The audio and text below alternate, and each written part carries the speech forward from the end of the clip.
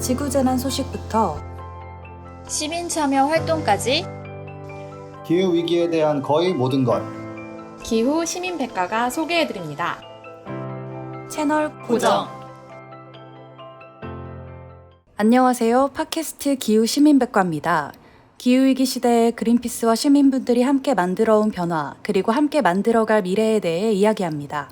네, 오랜만입니다. 반갑습니다. 김지석입니다. 안녕하세요. 지난 화에 출연하고 스스로 목소리가 너무 별로여서 충격받은 유지연 캠페이너입니다. 반갑습니다. 네, 안녕하세요. 저는 집콕 중인 김나연입니다. 저희 다름이 아니라 저번 주에 코로나19 확산 때문에 좀 찾아뵙지 못했잖아요. 그래서 지금 사회적 거리두기 3단계 격상에 대한 이야기도 나오고 있는데 청취자분들 모두 건강에 유의하셨으면 좋겠습니다. 그리고 저희가 오늘은 각자 집에서 녹음 중이에요. 비대면 녹음이 첫 시도라서 지금 방송이 조금 매끄럽지 않을 수 있는데 이 부분 양해 부탁드리겠습니다. 지석쌤 그리고 제인쌤 비대면 녹음 저희 첫 시도인데 이렇게 녹음하는 거 좀 어떠신가요? 예, 만만치 않은데 어쩔 수 없는 상황이고요. 그리고 웬만하면 현장 녹음을 지금까지도 조금 우리가 해왔잖아요. 어려워도. 근데 이제 정은경 본부장님과 방역 네. 하시는 분들의 말씀을 따르는 게 가장 좋은 선택이라서 이렇게 해봅니다. 저도 두 번째 녹음이잖아요. 근데 이렇게 비대면으로 하게 돼서 좀 사실 아쉬운 마음이 큰데 그래도 저희 많이 준비했으니까 준비한 만큼 잘 할 수 있으리라고 생각합니다. 네, 저희 저번 주 한 주 쉬었더니 청취자분들께서 댓글을 굉장히 많이 남겨주셨어요. 그래서 오늘 차근차근 소개를 해드리려고 하는데 먼저 띵꿀양이님이 팟빵에서 1000개씩 후원해주셨습니다. 너무 감사하고요. 이번 장마를 겪으면서 예전과는 다르게 무섭다는 생각이 들었습니다. 지구온난화 기후위기의 일부분이겠죠? 작지만 야옹이 손에 보태봅니다. 라고 댓글 남겨주셨습니다. 감사합니다. 그리고 지석쌤 혹시 다음 댓글 소개해 주시겠어요? 예. 소개에 앞서서 지구 온난화 때문에 이제 기후 위기가 온 거죠. 그래서 그거 인과관계는 온실가스, 그걸로 지구 온난화, 그 다음에 이제 기후 위기가 온 거고요. 다음 댓글 소개하겠습니다. 윙구 엄마께서 개편 방송 뭔가 활기가 가득 차는 느낌입니다. 폭우로 인해서 너무 우울하시다고. 살수차가 호스로 창문에 막 물을 뿌리는 것 같다는 느낌을 받았다고 하는데, 저도 새벽에 비가 올 때 깨가지고 정말 무섭다 생각이 좀 들었었고요. 기후위기 SNS로 열심히 전파한다고 하셨는데, 이게 그 기후위기가 아니라는 식으로 말하는 사람들이 SNS 많아요. 그래서 결국 이거를 좀 넘기려면은 열심히 좀 말씀해 주시고, 근데 이제 한 가지가 마지막에 작은 노력들이 모아져서 기후위기가 조금이라도 천천히 조금 부드럽게 올 수 있다면 얼마나 좋을까로 하셨는데, 이게 이제 안타까운 상황이 좀 겁주지 말라고 과학자들한테 맨날 그래가지고, 이제 과학자들이 그러면은 이 정도는 확실하고요, 요것도 올 수 있지만 그 부분은 얘기 안 할게요, 이런 식으로 하다 보니까 지금 이 상황이 된 거예요. 그래서 좀 부드럽게 오는 거를 기대하시기보다는 세게 올 걸 좀 대비하시는 게 좀 필요하고, 그 정부하고 기업이나 국회한테 빨리 이거 하는 거 만들라고, 대비하라고, 니들이 빨리 돈 써가지고 이거 줄이라고 이렇게 말을 해야 되는 상황입니다. 그래서 좀 세게 요구를 하셔야 되는 상황이라는 거 말씀드립니다. 네, 그리고 장마도 어마무시했지만 저희 지금 녹음 시점에 태풍 바비가 북상하고 있다는 소식이 전해지고 이미 제주도에는 영향을 주고 있다고 하더라고요. 그래서 이번에 인명이나 재산 피해가 크게 없기를 바랍니다. 네, 그리고 저희가 지난 방송에서 사실 제목을 좀 제안해달라 이렇게 청취자분들한테 부탁을 드렸었어요. 그래서 저희가 사실 오늘 들으셨겠지만 기후시민백과라고 이제 이름을 정했는데요. 사실 진짜 많은 청취자분들께서 저희한테 이름을 제안을 해주셨어요. 제인쌤 한번 소개 부탁드려도 괜찮을까요? 네네네. 저희가 상품을 드린다고 하지 않았는데 이렇게 활발하게 참여해주셔서 정말 감사하고, 청취자분들의 수준이 참 높다라는 것을 다시금 느꼈습니다. 소개해드릴게요. 팟빵에 마스터인네님이 팟캐스트 새 방송명 짓기 응모 여기 하면 되나요? 하면서 몇 가지 제안을 해주셨어요. 지구구조 대 지구방위 대 지구특수방위 대 이런 의견을 주셨고, 그 다음에 또 팟빵의 사골님께서 개편 방송명 응모해봅니다 하시면서 부자 엄마 살아나는 엄마 부엄사럼, 부자 시민, 살아남는 시민, 부시살시. 요거는 붓바살바의 어떻게 보면 좀 시퀄 느낌인데 저희가 붓바살바의 그늘에서 벗어나고자 안타깝게도 다른 좀 새로운 이름을 택하게 된 점 양해 부탁드리고요. 그리고 요거는 되게 많은 호응을 얻었었어요. 기후위기 어벤져스 줄여가지고 기벤져스라는 의견도 나왔었는데 네, 정말 좋은 의견들 감사드리고 결국엔 기후시민백과를 하게 되었지만 네, 요 새로운 이름도 마음에 들어 하셨으면 좋겠습니다. 네, 저희가 사실 지구구조대 그리고 기벤저스는 거의 마지막 투표까지 이제 올라갔었는데 저희가 맞아요. 선택을 못했다고 너무 아쉬워하지 않아주셨으면 하는 바람입니다. 그리고 저희 팟빵에 시업센 수박님이 댓글 남겨주셨는데요. 지석쌤 얘기가 있네요.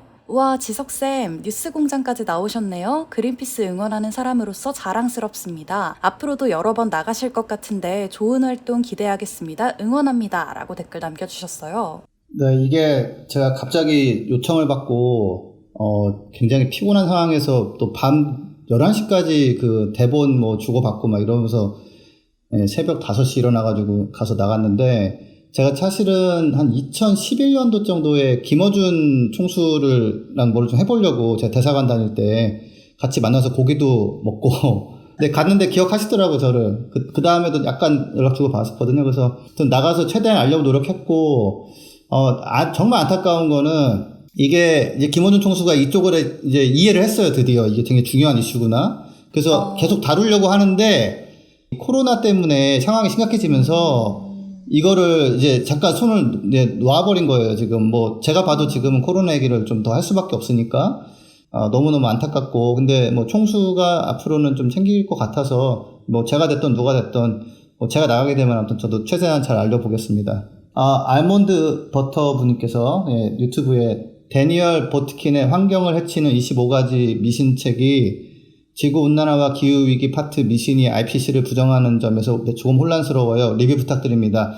이거 제가 이런 책이 또 소개가 됐길래 관련해서 기사하고 이분이 뭐 하는 분인가 찾아봤는데 이분이 생태 뭐 학자예요. 나이가 굉장히 많으시고 근데 이분이 이제 그런 생태계는 그런 게 아니야. 뭐 이렇게 복잡 단안해 뭐 이런 식으로 이렇게 글을 쓴 거고 그분은 그런 의견인데 사실 이게 미국에서는 되게 안 팔린 책이에요.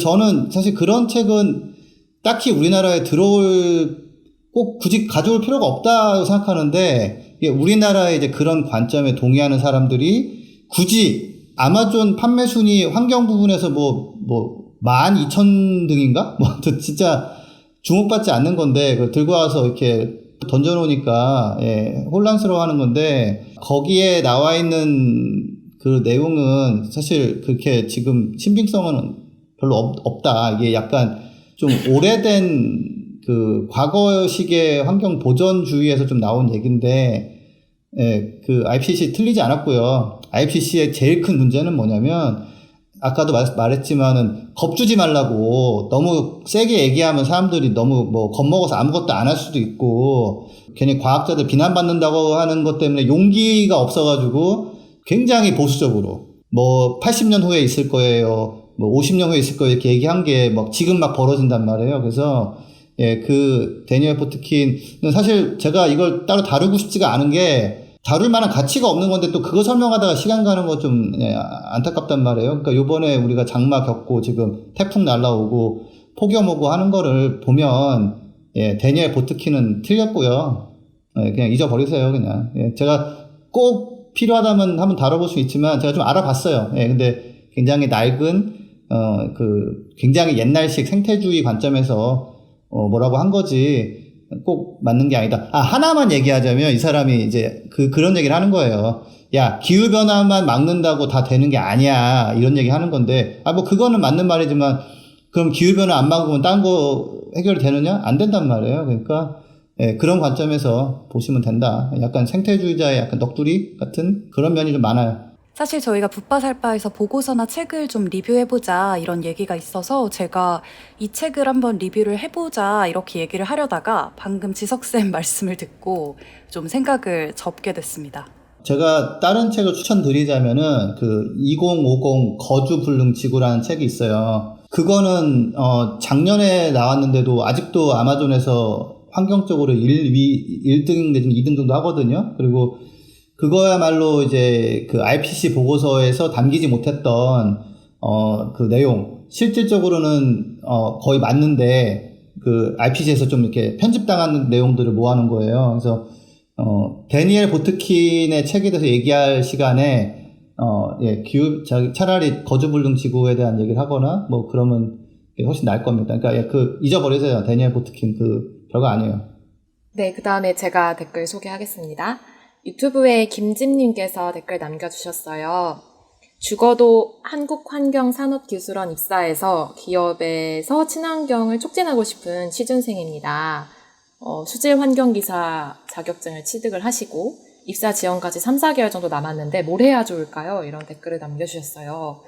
되게 좋은 타이밍인 것 같아요. 왜냐하면 저희가 기후위기 대응과 또 그린 뉴딜 정책이 어서 빨리 실행될 수 있도록 정부와 그다음에 국회를 압력을 가하는 시민 커뮤니티를 조직을 해서 저희가 회원을 곧 모집을 하려고 하거든요. 그래서 9월 초에 그린 뉴딜 시민행동이라는 이름으로 회원들 모집할 예정이니까 3, 4개월 동안 그 소중한 시간을 저희와 함께 보내시면 어떨까 추천드립니다. 제가 또 좀 말씀드리면 저는 이제 약간 착각한 게 합격을 하셨다고 생각했는데 그건 아직 아니니까 취업 준비 열심히 하시고요.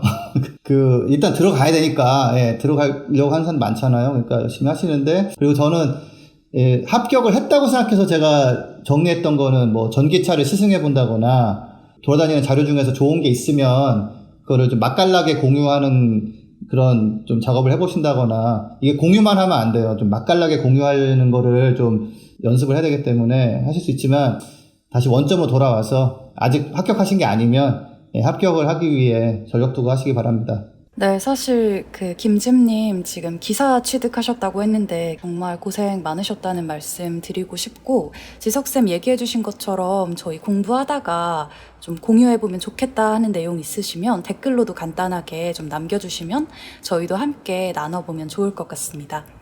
그리고 허지윤님께서 애플 팟캐스트에 정말 장문의 댓글을 남겨주셨는데요.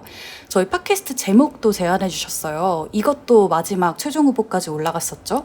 지구도 지키고 우리도 지키는 어스키퍼라는 내용을 적어주셨었는데, 또 이분이 기후참정권 캠페인 홀로그램 액션에 참여하신 적이 있다고 하시더라고요. 네, 맞아요. 허지훈님 제가 기억에 남는 게, 이분이 광주에 사세요. 네, 광주에서 저희 홀로그램 액션 참여하시기 위해서 영상을 촬영하셔야 되는데, 이 영상 촬영을 위해서 광주에서 서울까지 올라오셔서, 정말 인상적인 스피치를 남겨주시고, 또 다시 광주로 내려가셨었거든요. 그래서 되게 열정적으로 참여해주셨던 게 기억에 남네요. 그리고 또 저번에 팟캐스트를 필기를 하면서 들었다 이런 내용을 남겨주셨었는데, 그게 지석쌤이 준비해주신 유럽 그리고 우리나라의 수소경제 얘기였다고 해요. 맞네요. 지석쌤 말씀이 맞네요, 그러면. 그 필기할 만한 내용 맞고요. 그리고 좀 안타까운 거는 저는 분명히 이렇게 열심히 알리고 있는데 이게 우리나라 환경부는 지금 수소차 충전소 또 만드는 전담 팀을 구성해가지고 적극 지원한다고 지금 또 나서고 있어가지고, 아무튼 저는 계속 알리고 같이 전파해 주시고, 다만 이제 국가가 한동안은 좀 성공하기가 좀 어려운 거를 계속 하려는 것 같습니다. 참 안타깝습니다. 네, 그리고 최근에 댓글이 매번 소개가 돼서 고정 카메오가 된 것 같다 이렇게 내용 남겨주셨는데, 저희도 매번 소중한 댓글 남겨주셔서 정말 감사하다는 말씀 한 번 더 전해드립니다. 그러잖아. 그러면 앞으로 우리 댓글 3번 이상 되면은 한 번 소개될 때마다 5만 원씩 받는 거 이런 거 해볼까요? 검토해 보고요. 네, 가비님이 오디오 클립에다 남겨주셨는데요. 안녕하세요. 항상 잘 듣고 있습니다. 대학생이라고 하셨고, 죄책감에 살고 있으시다고, 배달 음식 보편화 때문에 이제 쓰레기 나온 것도 그렇고, 이제 하루하루 마실 물이 또, 그 페트병 물을 마시다 보니까, 내가 왜 저러고 있나 좀 화가 나신다고, 해결 방법이 없는지 하루 종일 고민한다고 하시는데, 난당필님께서 대댓글 달아주셨어요. 브리타 등 간이 정수기를 사용하는 건 어떠신가 했는데, 뭐 다른 방법 제안해 주실 분 있으신가요? 저는 사실 물을 좀 끓여 먹는 게 어떨까 싶기는 한데 저는 끓여 먹고 있거든요. 근데 약간 번거롭다고 생각하실 수도 있을 것 같아서 한번 조심스럽게 제안 드려봅니다. 네, 저는 이제 다른 방법, 이제, 근데 물을 끓여 먹는 것도 예를 들어서 전기를 가지고 끓여 먹으면은 그 전기는 한전이 또 석탄발전소로 돌려서 나오는 것도 있고, 그 다음에 가스를 한다 그러면 또 이제 그 중동에서 가스를 가져와서 한 거기 때문에 제가 좀 획기적인 다른 방법 알려드리자면 그 곡괭이를 하나 사서 우물을 파시면 열심히 파다 보면은 물이 나올 수 있거든요. 예, 그러니까 그 수질 검사 하셔가지고 괜찮다고 하시면은 양동이로 이렇게 길어다가 이렇게 낭만이 또 있잖아요. 그래서 그거가 하나 방법이고, 또 다른 거는 사실 저희 집도 전기로 이제 끓여서 먹어요. 왜냐면 이 가스로 끓이는 것도 사실 뭐 좋은 것도 아니고, 예, 근데 이제 죄책감 너무 드실 거 없어요. 왜냐면 이게 지금, 그러니까 안타까운 마음 들 수 있지만 한전이나 이런 데서 전기를 태양광 풍력 같은 걸로 만들어주면 돼요. 제가 얼마 전에 보니까 이제 싱가포르에서 그 얘기가 나오다가 이제 거의 확정이 돼가고 있는데, 싱가포르는 진짜 땅이 없거든요. 그래서 호주에다가 태양광 발전소를 만든 다음에 네. 3,750km의 해저 전선을 깔아가지고 끌고 온다는 거예요. 와. 예. 그게 지속 가능하고 여러모로 따졌을 때 또 이게 뭐 나쁘지 않다, 경제성이. 그러니까 방법은, 아니 싱가포르이 3,750km 전선을 끌어오는데 우리나라 왜 못하냐고요. 충분히 할 수 있단 말이죠. 그래서 그 전기 포트로 물 끓여 드시는 거 정도 제가 추천드리고, 죄책감 너무 드실 거 없고, 한전한테 이제 막 뭐라고 해야 되는 거예요. 그게 안 되면 우리는 죄책감을 벗어날 수가 없는 거예요. 그래서 예, 전기 포터 쓰시고, 예, 그 다음에 한전한테 뭐라고 합시다, 우리. 예. 그리고 브리타는 필터 이런 거가 비용 같은 게 좀 있기도 하지만은 저는 봤을 땐 약간 물 맛이 약간 좀 별론 것 같아가지고, 예, 저는 끓여 먹고, 저는 아시다시피 태양광 발전소 만들기 때문에 또 전기 공급하고, 그래서 예, 전기를 끓여서 전기로 물 끓여 먹는 게 가장 현재로서는 예, 최선이고, 예, 한전이 해결해 줘야 되는 문제다 말씀드립니다. 네, 지석쌤 얘기해주신 것처럼 진짜 전기를 죄책감 없이 사용할 수 있도록 한전이 나서서 태양광이나 풍력 같은 친환경 에너지로 전기를 빨리 생산하는 날이 왔으면 좋겠네요. 예, 그리고 그거를 하려면은 사실 그런 국회에서 법을 만들어 버리거나 이렇게 하면 되니까, 그러니까 정부, 그다음에 한전 이쪽한테 우리가 뭐라고 해야 돼, 해결되는 문제지, 본인이 어쩔 수 없이 뭐 페트병 먹으면서 이렇게 페트병 먹으면 안 되고요. 예, 페트병에 있는 물을 마시면서 이렇게 그러고 있는 것은, 예, 그러지 마시고 화를 거다 내세요. 본인한테 화내지 마시고. 네, 물 끓여 먹는 거 좋은 것 같아요. 특히 여름철에 장염 있으면은 장염을 막기 위해서 보리차가 되게 좋다고 하잖아요. 그래서 네, 물 잘 끓여 드시길 바랍니다. 댓글 소개할게요. 서진님이 유튜브에 음악이 상당히 비장해졌는데요? 라고 하셨네요. 정말 기후위기에 대한 많은 문제가 눈에 보이고 있는데 대책이 시급합니다. 그리고 저도 어떻게 기후위기에 대응하는 데 도움이 될까 생각하고 있었는데 지원해야겠어요. 좋은 정보 감사합니다. 어떤 거에 지원하신다는 거죠? 서진님께서? 기억이 잘 안 나네요. 혹시 아시나요? 시민감시단 이쪽 아닐까요? 네네. 그렇군요. 제가 서진님 잘 기억하고 있겠습니다. 네, 그리고 안 오면은 벌금 5만 원 정도 하시죠. 왜 이렇게 5만 원? 아니, 댓글에 5만 한다고 원이 해서 안 오면 필요하신가 5만 봐요. 원. 아니, 그런 거 아니에요. 그냥 적당한 부담감과, 예, 적당한 수입을 이제 생기는 거죠. 예. 서로 이렇게 얼굴 붉힐 일 없이 5만 원 정도가 적당한 것 같아요. 그리고 저희 이제 마지막 댓글인데요. 팟빵의 용사만님이 남겨주신 댓글입니다. 지석쌤 팬이셨어요. 알고 보니까. 지석쌤 유튜브 구독자입니다. 업데이트 좀 해주세요. 이렇게 남겨주셨는데 지석쌤 어떻게 요새 업데이트 잘 안 하고 계신가요? 제가 영상을 정말 편집하는 분도 그렇고 저도 좀 그렇고 굉장히 엄청나게 성의 있게 만들다 보니까 진도가 잘 안 나가가지고 지금 하나 만들고 있는 거 있는데 너무 기대하지 마시고, 이런 것도 한 5만 원 정도 저한테 보내주시면은 제가 좀 더 업데이트 잘할 수 있으니까. 코로나 시대는 5만 원으로 나는 모든 게. 그래서 아무튼 조금 더 하긴 할 거예요. 한번 기다려 보세요. 조금 해보려고 노력하고 있습니다. 예.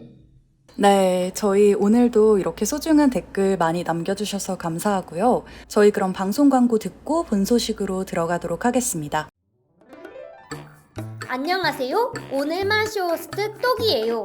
오늘 소개할 제품은 바로 크릴 오일입니다. 요즘 사람에겐 필요 없는 크릴 오일 찾으시는 분들 많으시죠? 남극의 펭귄과 고래의 주식인 크릴, 먹지 말고 양보하세요. 크릴 보호와 함께 전 세계 바다의 30%를 보존하기 위해 지금 바로 인터넷 검색창에 그린피스 해양 보호를 검색해 보세요. 네, 저희 오늘 준비한 소식은 모리셔스 기름 유출 사건인데요. 아마 많은 분들께서 이미 이 사건에 대해서 접하셨을 거라고 생각이 됩니다. 제인쌤, 이 모리셔스라는 곳, 이곳이 어떤 곳인가요?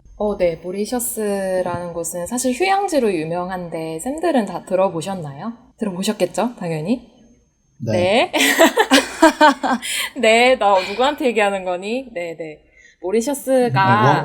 원격 녹음에 가장 최적화된 리액션이었습니다. 네, 알겠습니다. 네네네. 모리셔스라는 곳은, 아프리카 대륙에서 동부 쪽에 있는 마다가스카르라는 큰 섬이 있잖아요. 거기서 조금 더 동쪽으로 900km 정도 가면, 인도양 쪽에 떠있는 섬으로 이루어진 공화국인데요. 크기는 서울의 약 3배 정도 넘는 크기라고 해요. 그렇게 크지는 않은 곳인데 되게 휴양지로 유명해서 특히 해변도 되게 이쁘고 수중폭포라고 해가지고 보셨을지 모르겠어요. 사진 보면은 바다 안에 마치 폭포가 있는 것처럼 이렇게 물이 떨어지는 것 같은 그런 절경이 있는 그런 곳이에요. 제가 이제 모리셔스에 대해서 좀 더 찾아보다가 신기한 점을 한 2개 정도 발견을 했는데 궁금하신가요? 네, 얘기해야지. 궁금합니다. 2개 정도가 있었는데 쌤들 진짜 신기하실 거예요. 하나는 그 전설 속에 거의 남아있다시피 한 도도새라는 새를 들어보셨죠? 도도새가 네네. 지금은 멸종됐고 멸종된 게 17세기 후반 정도에 멸종됐다고 하는데 그 도도새가 유일하게 살았던 전 세계에서 유일하게 살았던 서식지가 모리셔스라고 해요. 되게 신기하죠? 이거 알고 있었던 건데 아, 안 그래요? 신기하니까 5만 원 나만 몰랐어. 지석쌤 아셨어요? 농담입니다. 몰랐다고 몰랐어요, 해요. 저는. 다행이다. 네. 도도새가, 네. 근데 이게, 원래, 모리셔스가 원래 무인도였는데, 이제 새로, 이게 어디죠? 뭐, 네덜란드나 이런 곳에서 식민지를 삼으려고, 이렇게 항해를 하다가 여기에 정착을 해서 인간이 살기 불과 얼마 지나지 않아서 도도새가 멸종이 됐대요. 그리고 지금은 박제도 남지 않아서 되게 안타까운, 네, 사연이 있는 곳이고, 또 하나 신기했던 사실은, 그 이코노미스트에서 매년마다 전 세계 국가들의 민주주의 지수를 매기거든요. 근데 리스트업을 쫙 해보니까 모리셔스가 전 세계 중에 18위로 높은 점수를 받았대요. 그래서 이거를 카테고리로 따지면 완전한 민주주의 국가다라는 그런 평가를 받는다고 하더라고요. 그래서 저는 이 부분도 되게 신기했고, 참고로 대한민국은 23위 좀 결함 있는 민주주의라고 하네요. 그래서 대한민국보다 높은 민주주의 지수를 갖고 있는 국가라고 합니다. 진짜 신기하네요. 신기하죠? 요건 신기하죠? 네네. 5만 원 안 5만 드려도 원은 되겠네요. 없던 걸로. 네. 네, 이제 사건에 대해서 조금 더 살펴보자면 지난달 25일에 일본 화물선이 중국에서 브라질로 향하던 도중에 모리셔스 남동쪽에 있는 산호초 바다에서 좌초를 했다는 거예요. 그래서 이 사고가 일어난 이후에 약 1000톤의 원유가 유출이 됐고, 아까 제인쌤께서 얘기해 주셨지만 모리셔스가 굉장히 이런 천혜의 자연환경으로 유명한 곳이라고 했잖아요. 이 완전히 에메랄드 빛이던 바다가 거뭇거뭇해진 사진, 이런 거 많이 보셨을 것 같아요. 그래서 지금 모리셔스 국민들은 이 기름의 흡착 효과가 있다고 알려진 머리카락, 이걸 잘라서 뭐 기부를 하시기도 하고 이렇게 바다를 지키기 위해서 애를 쓰고 계신다고 합니다. 네, 그래서 이미 1000톤의 원유가 유출이 됐고 추가로 유출될 가능성이 있다고 막 그게 2000톤, 3000톤이라는 얘기도 있었는데 다행히 그거는 수습을 했고, 근데 지금 선박이 2동강 난 상태여서 선박 내부에 연료용 기름이 한 166톤 정도 남아있대요. 그래서 추가 피해 가능성이 제기된다고 하고 있습니다. 나연쌤 얘기해 주신 것처럼 이게 머리카락이 기름 흡착에 효과가 있다고 해서 다들 모리셔스 국민들이 이렇게 머리카락에 기부를 받고 있는 상황인데, 이제 한국 분들 같은 경우는 해양 기름 유출 사고 하면 2007년에 태안반도에서 일어났던 기름 유출 사고를 많이 기억하실 거예요. 그때 저도 네네. 고등학생쯤이었는데 기억이 나거든요. 되게 많은 시민분들이 자원봉사자로 참여를 하셔가지고 그때 자원봉사로 참여하신 분들이 한 123만 명 정도라고 해요. 어마어마하죠. 이분들이 가셔서 복구 작업에 참여를 하셨다고. 그래서 막 기름이 묻은 돌을 이렇게 닦아내는 그런 풍경이 저는 좀 기억이 나거든요. 그래서 이런 네. 복구 작업에 많이 참여를 해주셔서 전문가들이 수십 년은 걸릴 거다 복구에. 근데 결국에는 한 10년 정도 걸려서 원래의 자연이 어느 정도는 복구되었다고 하는데, 지금 그래서 모리셔스 섬 주민들도 머리카락 혹은 사탕수수 잎 같은 걸 이용을 해서 기름을 걷어내는 작업에 동참하고 계시다고 해요. 이게 좀 되게 가장 안타까운 이제 조합인데, 우리나라 같은 경우는 이제 보면은, 인구 밀집돼 있고, 그리고 공업 생산을 많이 하잖아요. 그러다 보니까 이제 그 인공 흡착 물질 이런 거를 빨리빨리 이제, 갖다가 할 수 있고, 이제 건강도 좀 나빠지는 걸 불구하고 이제 작업을 하신 건데, 지금 모리셔스 같은 경우는 공업 생산하는 국가가 아니다 보니까, 예, 이렇게 좀 말도 안 되는 그 사고를 당하고 나니까, 그걸 하기 위해서는 흡착물질이라고 만들 수가 없으니까 뭐 그냥 있는 거 막 하다 보니까 머리카락까지 나오는 거고. 그러니까 평소에 약간 제일 문제를 안 일으켰던 사람들이 가장 대응이 또 어려워서 고생하고 있는 게 참, 이런 거 제일 속상해요. 예. 네, 그 전문가들도 실제로 이 모리셔스는 피해 복원에 수십 년이 걸릴 거다 이렇게 보고 있는데요.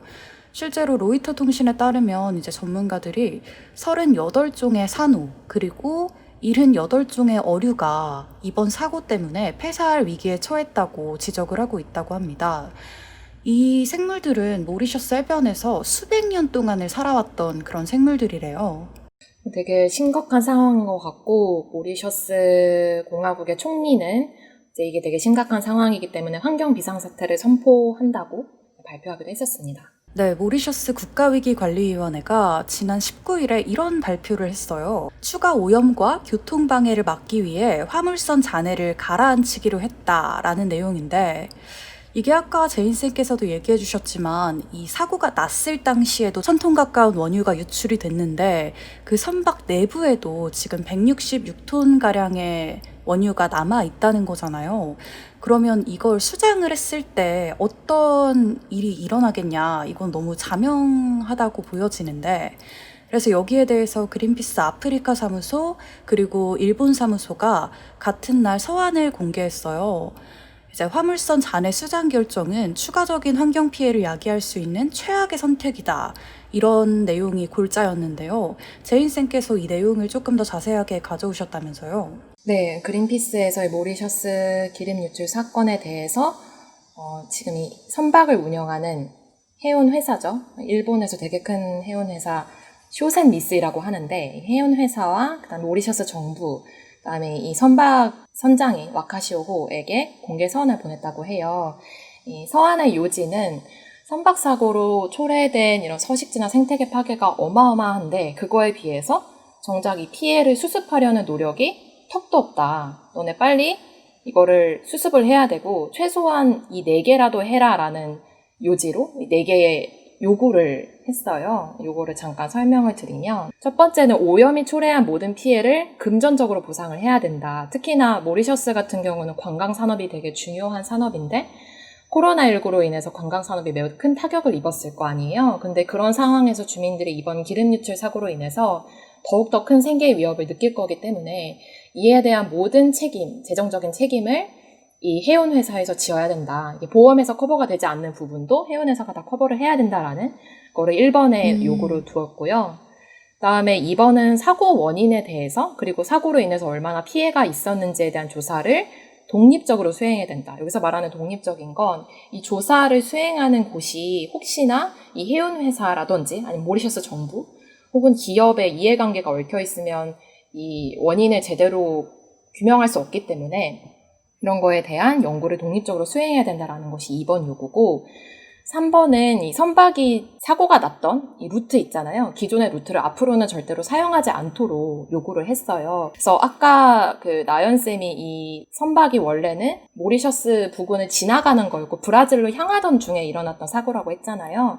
이런 거를 이제 연항국의 권리를 침해하지 않으면 그냥 이렇게 패스, 중간에 영해를 단순히 통과하는 걸 허용하는 걸 무해 통항이라고 한다고 하는데, 이 모리셔스 정부가 지금까지는 어느 정도 허용을 했었던 건데, 앞으로는 이 루트에서 이런 사건이 발생했을 때 피해가 너무 클 수 있기 때문에 이 루트 사용을 원천적으로 금지해야 한다라는 취지의 요구를 했었고, 마지막 요구는 가장 중요한 거라고 할 수 있을 것 같아요. 오일이나 가스 등의 화석 연료를 근본적으로 퇴출해야 된다. 이번 사건이 시사하는 바는 화석 연료가 얼마나 그 자체로 유해한지, 얼마나 큰 피해를 일으킬 수 있는지를 보여준 거다, 대표적으로. 특히 저는 좀 이 부분이 약간 화가 많이 났었는데, 이 미쓰이 회사 같은 경우는 이미 2006년에 인도양에서 비슷한 기름 유출 사고를 일으켰었대요. 근데 동일하게 지금 이런 사건이 일어난 거거든요. 그래서 네. 하루빨리 재생가능 에너지 연료로의 그 전환이 시급하다라는 취지의 서한을 보냈었습니다. 네, 요번에 이제 1000톤이 유출됐잖아요. 그래서 제가 이제,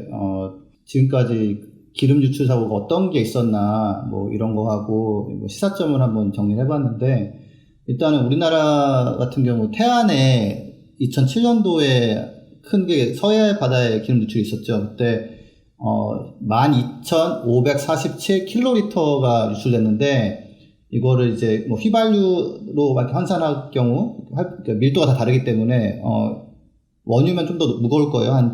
거의 한 10,000톤 정도 되는 거고요. 그러니까 모리셔스보다 10배가 쏟아진 건데 정말 많은 사람들이 정말 달라붙어서 진짜 굉장히 빨리 그래도 조금 안정화시킨 거죠. 그래서 참, 그러니까 우리나라가 정말 대단한 면이 있어요. 특히 국민들은. 저 같은 경우는 이제 제가 이제 환경 전공을 선택하기 전에 이제 영향을 받은 건이 1989년도에 이제 알래스카 지역으로 경유해서 캘리포니아로 가던 그 엑손사의 엑손 발디즈 그 호가 뭐 좌초되면서 37,000톤이 쏟아진 적이 있어요. 그래서 그때 굉장히 성장한 지역이었고, 그러니까 이것도 모리셔스와 마찬가지로 산업 기반도 없고 사람들 별로 안 살고 뭐 거기까지 뭐 달려가기도 어렵고 뭐 이런 곳에 특히 연어, 수달, 물개, 그다음에 바다새들이 살던 곳인데 거기를 이제 오염시켰는데 이게 27,000km를 오염시켰어요. 그리고 그 중에서 320km 정도 같은 경우는 오염이 굉장히 좀 심했고 중간에서 한 그 심한 오염이 됐었고, 이게 너무 멀어고 외진 곳이라서 방제가 어려웠고, 근데 이게 안타까운 게, 그럼 이게 최악으로 계속 남으면 좋은데, 이게 또 경신이 돼요. 그 2010년도에 영화로도 나왔던, 맷 데이먼이 아마 그 주연으로 나왔죠? 예, 그 딥 워터 호라이즌이라는, 그러니까 미국 본토에서 기름이 안 나오니까, 야, 바다로 가보자 해가지고, 바다에다가 또 구멍을 뚫어가지고 막 뽑아내고 있었는데, 나중에 이제 조사해보니까 그 뭐 밸브 같은 거 조금 싼 거를 쓰고 뭐 안전장치 좀 빼면은 좀 싸게 할 수 있어 해가지고 20억인가 절약하다가 이렇게 사고 난 뭐라고 이렇게 설명을 제가 본 적이 있는데, 이게 어마어마하게 나오는 바람에 알래스카 사고보다 더 큰 사고가 됐는데, 그러면 더 큰 사고는 또 어디서 제가 알아보니까 쿠웨이트에 그 영어로 오일 파이어라는 이제 사건인데 1억 3,600만 톤이 이렇게 나온 적이 있고, 아까 제가 말씀드렸던 딥 워터 호라이즌 같은 경우는 56만 톤 정도가 바다에 막 유출됐었고, 이게 이제 그 텍사스 뭐 플로리다 뭐 이쪽인데, 근데 이제 역대 1, 2, 4위가 쿠웨이트에서 있었고, 네. 91년도예요. 이거 왜 그런지 혹시 아시나요? 네. 전쟁이 났거든요, 그때. 예. 그때 이라크가 쿠웨이트를, 야, 이거 우리 땅 할게 했더니 이제, 그러면 안 되지 하면서 이제, 미국에서 이제, 싸우러 갔는데, 뭐 그때는 약간 정당성도 조금은 있죠. 그러니까 갑자기 이라크가 쿠웨이트를 이제 점령해버리니까. 근데 그때 이제 전쟁통에 석유 뭐 터지고 막 이래가지고, 그때 제가 이제 고등학생이었는데 이제 TV를 보고 있으면 정말 세상 젖단 나나보다 하는 그런 처참한 상황이었는데, 이게 석유의 특성 중에 하나가 이거예요. 싸움을 일으켜요, 이게. 이걸 차지하면 돈이 되니까, 이런 석유라는 자원이 굉장히 어두운 면이 굉장히 있어요. 근데 그러면서 저는 TV에서 뭐 특히 S오일 이런 데서 막 굿오일 막 좋은 기름이니까 이런 거 웃기고 있네. 그래서 깨끗한 기름이라고 전쟁과 하잖아요. 막 이런 사고를 그런 말도 해요? 예전에 좋은 기름이라고 했었는데, 예, 진짜 어이가 없네. 그래서 근데 한 가지는 아까 제가 다시 엑손 그 사고로 돌아와가지고 이게 유조선에서 기름이 샌 거였는데, 그때 어떤 캠페인이 있었냐면은 유조선을 더 튼튼하게 만들어야 된다. 이거를 두 겹으로 만들어서 밖에가 터져도 안에서 이렇게 새지 않게 해야 된다, 뭐 이렇게 했는데, 그 다음에 딥워터 호라이즌 이것도, 이거 봐, 밸브 같은 거 안전하게 해야 돼, 이렇게 했는데, 이게 사실은 저는 결국에는, 근데 석유라는 자원 자체를 쓰면 안 된단 말이에요. 그러니까, 그, 안전하게 해양 유출 없이 가져오더라도, 그걸 태우면은 온실가스가 나오죠?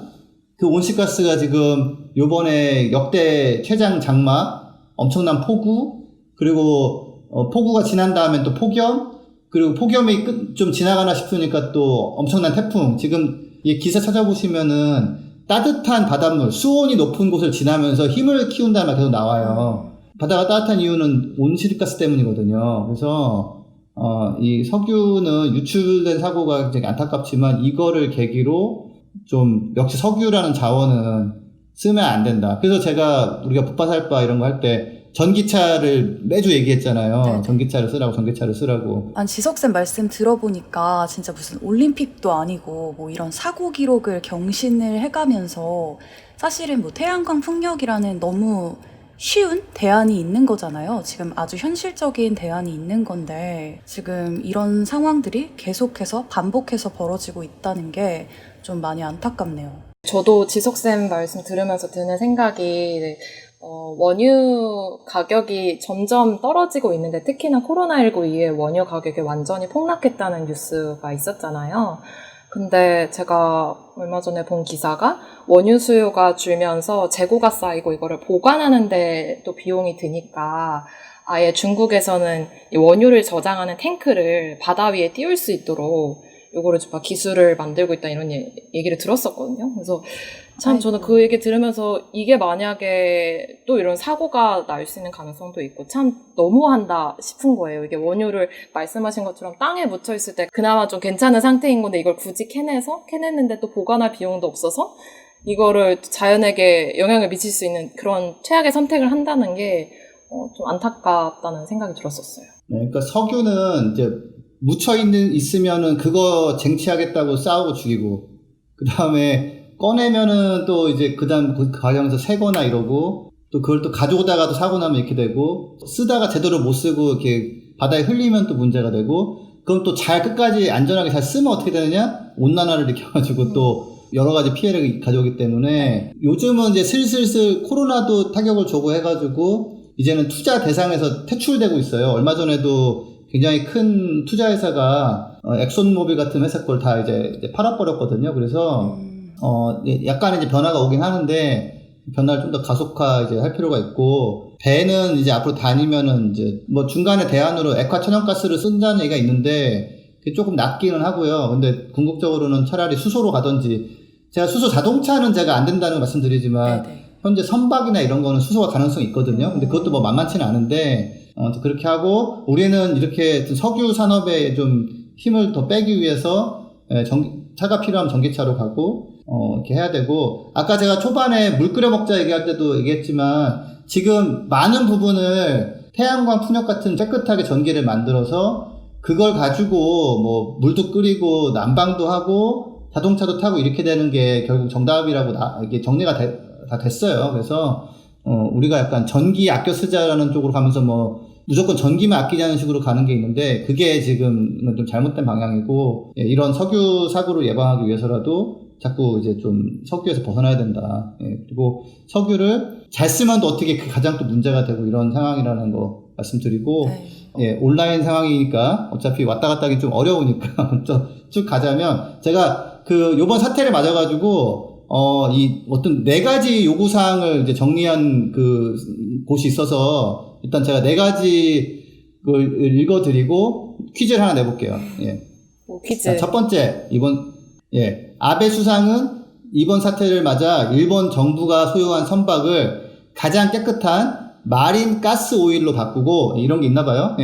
일본의 민간 선박들도 가장 문제가 없는 연료로 전환을 선언해야 한다.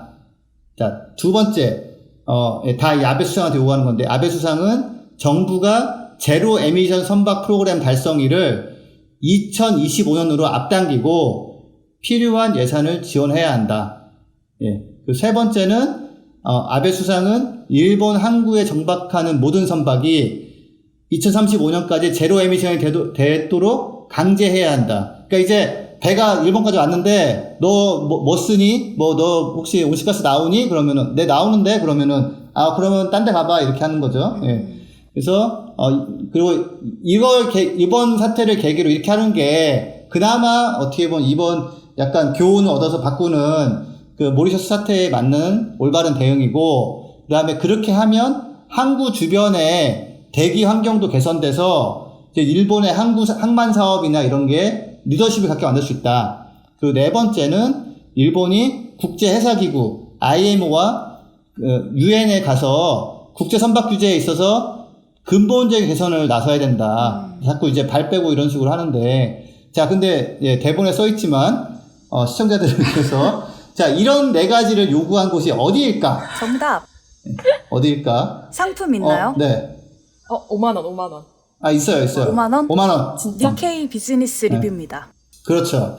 그러니까 이게 우리나라의 경제 매체는 맨날 이런 거 하면 경제가 어려워진다고, 이런 거 하면 안 된다고, 뭐 이런 식으로만 하는데, 우리 일본이 잘하는 것도 있고 우리가 잘하는 것도 있고 그렇잖아요. 근데 제가 이거 읽고서 이거는 거의 NGO가 요구하는 거잖아요. 환경단체가 요구하는 그런 거를 그래도 그런 일본의 경제 매체가 요구하는 걸 보면서 우리나라 경제 매체는 정말 급 반성해야 되고, 그리고 이렇게 사실은 산업이나 이런 기업들이 굉장히 건전한 리더십을 보일 수도 있단 말이에요. 능력도 있고, 뭐 돈도 있고. 그러니까 그 5만 원은 제가 유서에 제가 죽으면 남은 게 있다면 나연쌤에게 5만 원을 좀 송금해달라고 제가 써놓을게요. 알겠습니다. 근데 되게 지석쌤 얘기해주신 것처럼 이런 경제 매체에서 좀 어떻게 보면 좀 혁신적인 이런 안들을 내놓은 게 되게 놀랍기도 한데요.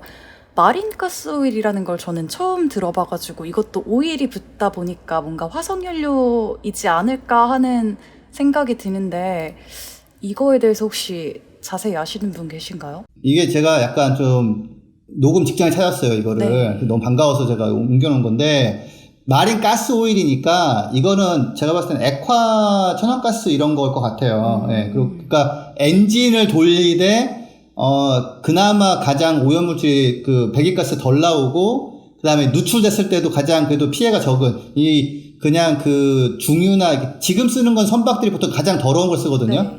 찌끄러기를 쓰기 때문에 이제 제일 문제가 심하기 때문에 이제 그거 바꾸자는 건데, 이거는 사실 중간 단계 해결책밖에 안 되고요.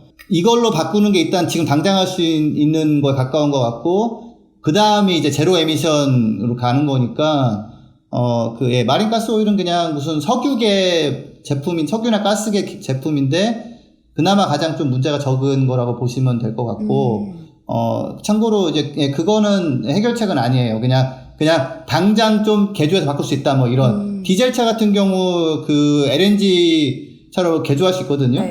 그래서 그런 차원인 거고, 완벽한 해결책은 아닌데, 더 자세한 거를 알고 싶은 분은 다음 방송을 들으셔라. 예고까지. 이렇게. 네. 사실은 저희가 막 팟캐스트에서 수소 경제도 한번 다룬 적이 있을 만큼 지금 수소 경제에 대한 그런 관심이 많이 높아진 상황이잖아요. 아까 지석쌤께서도 이제 선박 같은 좀 큰 그런 이동 수단들은 이런 수소로 갈 수 있는 가능성이 있다고 말씀을 해주셨는데, 이런 수소 경제 관련한 연구들이 활발히 좀 진행이 돼서 하루빨리 좀 이런 해양 생태계가 피해를 받지 않을 수 있는 연료로 대체됐으면 하는 마음입니다. 그리고 다시 모리셔스 얘기로 살짝 돌아가 보자면, 저희도 지금 코로나19가 다시 확산이 되면서 정말 집에만 머무르는 그런 생활들이 길게 이어지고 있잖아요. 근데 이 모리셔스도 코로나 영향을 좀 직격탄으로 받은 나라라고 하더라고요. 이 모리셔스가 자연경관이 뛰어나다 보니까 신혼여행지로 되게 곽광을 받아왔다고 해요. 그러니까 관광산업에 되게 크게 의존을 해왔겠죠? 근데 지난 3월부터 국경이 봉쇄가 돼서 한 5개월 정도 봉쇄된 상태로 유지가 되고 있다고 해요.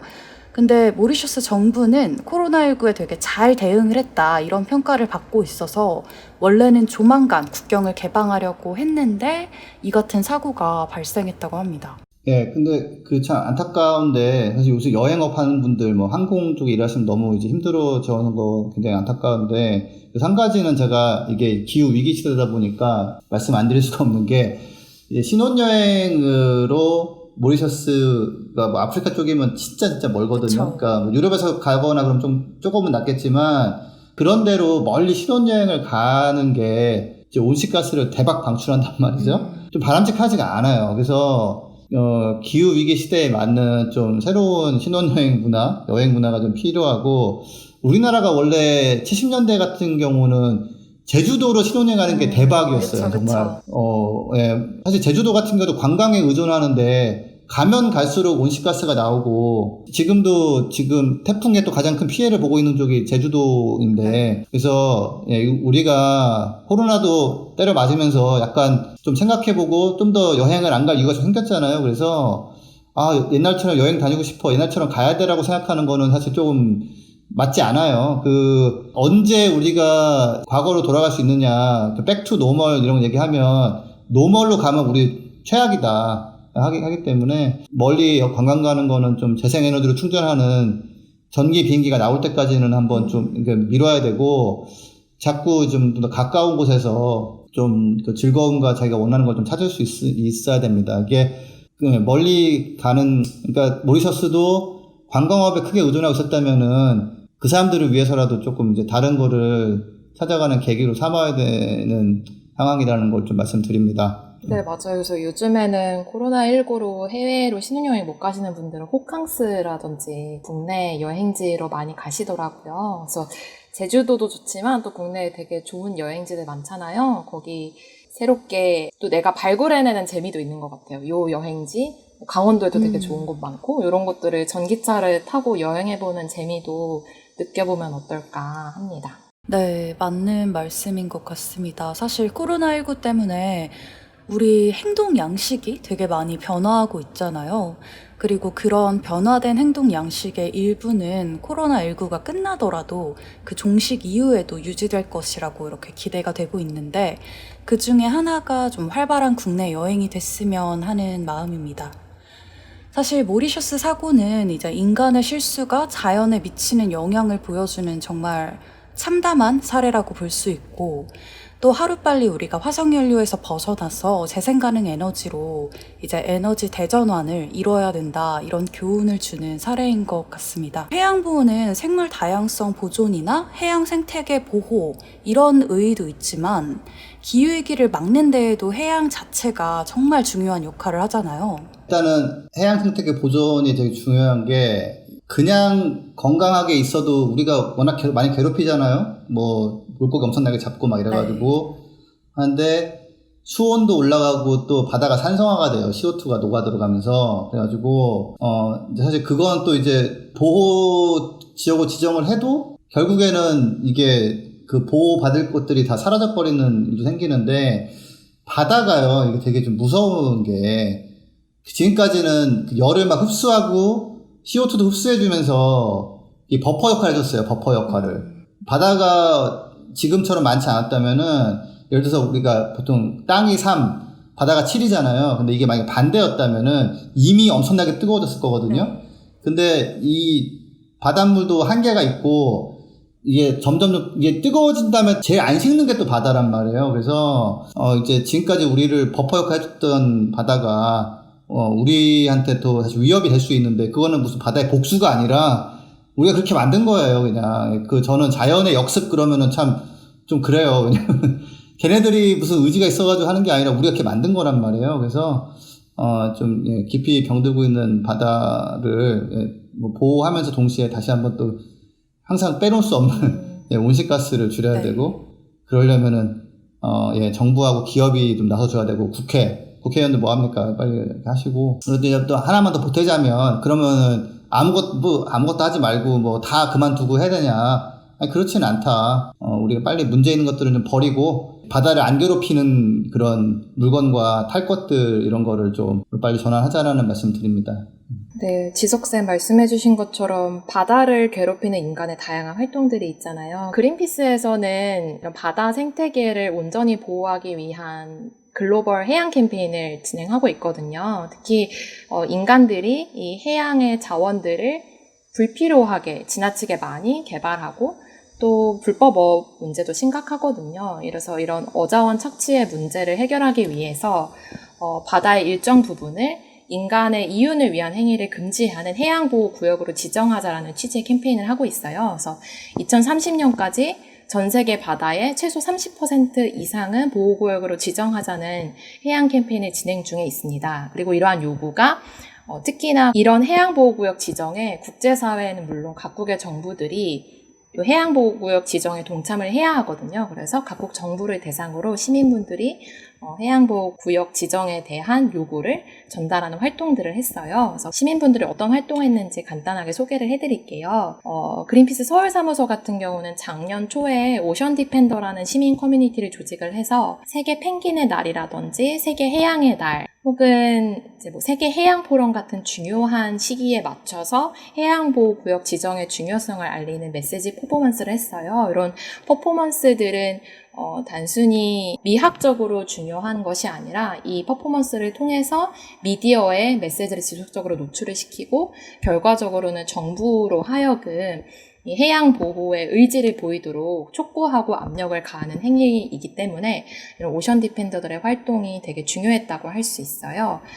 네. 그리고 특히 해양 보호구역 지정 같은 경우는 이 어젠다 자체에 기존의 해양 산업, 특히 어업의 이익이 많이 반영이 되었기 때문에 앞으로도 해양 보호에 대한 시민들의 목소리가 더 많이 들려야 되고 또 정부 차원에서도 시민들의 목소리를 더 반영하려는 노력이 필요한 것 같습니다. 그리고 해외 사례를 하나 더 소개를 해드리자면 해외에서는 조금 더 어떻게 보면 더 볼드한 활동들을 했었어요. 특히 노르웨이 같은 경우는 이 어업으로 인해서 많은 이익을 얻기 때문에 어업이 되게 큰 국가의 산업이에요. 근데 노르웨이가 지금까지는 해양보호구역 지정에 있어서 엄청나게 적극적으로 지지하지 않는 입장이었음에도 불구하고 작년에 이 노르웨이 총리가 국제해양 컨퍼런스에서 마치 우리가 해양보호에 앞장서고 있다는 취지의 스피치를 할 예정이었어요. 그래서 전 세계 자원활동가들 그리고 시민들이 이러한 총리의 스피치에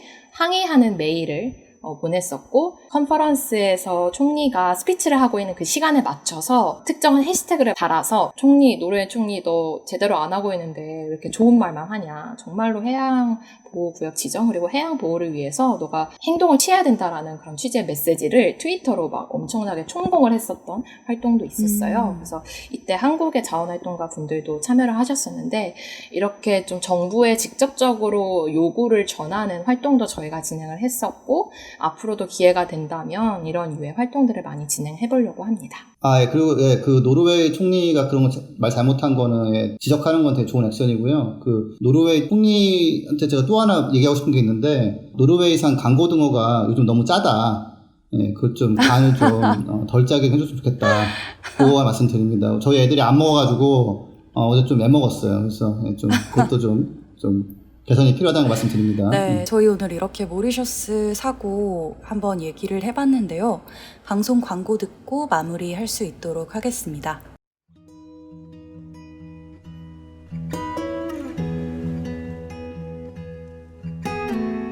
이 방송은 여러분의 소중한 후원으로 만들어집니다. 국제환경단체 그린피스 서울사무소에 후원해주실 분들은 네이버에서 그린피스 팟캐를 검색하시면 쉽게 후원에 참여해주실 수 있습니다.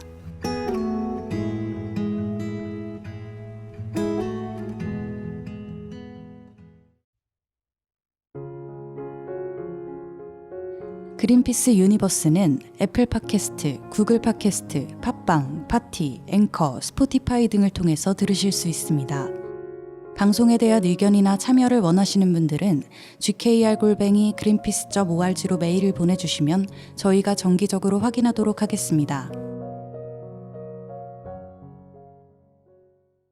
네, 저희 오늘 처음으로 지금 팟캐스트 4개 프로그램 가운데 최초로 비대면 녹음을 진행했는데 저는 생각보다 왔다 갔다 얘기를 하는 게 어려울 거라고 생각을 했는데 잘 됐다고 생각이 드는데 지석쌤이랑 제인쌤은 어떻게 생각하시나요? 네, 그 초반에 세팅이 너무 힘들었죠. 1시간 정도 걸렸잖아요. 이게 제가 녹음이 잘 안 돼가지고, 그래서, 뭐, 그래도 이제 시작하고 나니까, 예, 괜찮았고, 지금 각자 방에서 이러고 있으니까 약간 무슨 그 지하방송 느낌이에요. 약간 그, 세기말에 뭐, 이렇게, 어떻게든 방송을 이어가는, 예, 그런 건데, 어떤 상황이, 좀 안 좋지만, 그래도 알릴 건 알려야 되니까, 예, 이렇게, 얘기하고, 보면은 이제 계속 지금까지 이제 어떤 실수가 있었냐면은, 자꾸 이제 나쁜 얘기를 너무 하면 사람들이 실망하고 힘들어해서 뭐 죄책감이 시달리다가 뭐 결국 안 한다 이런 뭐 그런 식의 그런 두려움 때문에 말을 안 했는데 제가 보기엔 가장 건강한 거는